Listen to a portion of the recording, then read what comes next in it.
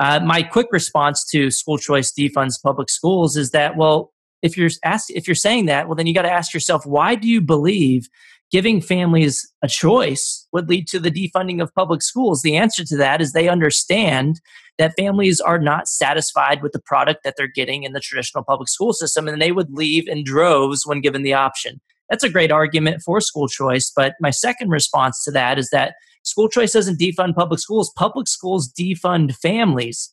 School choice programs just return that money to the hands of the rightful owners.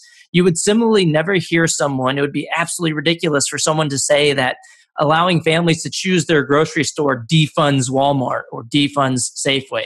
You'd never hear that because everybody understands that that money isn't meant for any particular institution. It doesn't belong to Walmart, it belongs to the family. And so you never hear that with the grocery store market. You never hear it with Pell Grants at the higher education level or the GI Bill or pre-K programs.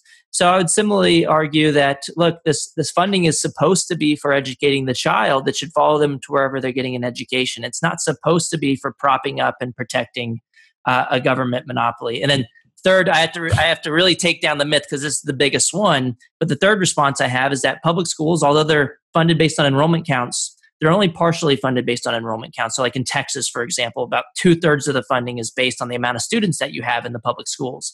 Mathematically, what that means is when you lose some students, you financially benefit on a per pupil basis. You end up with more money per child left behind.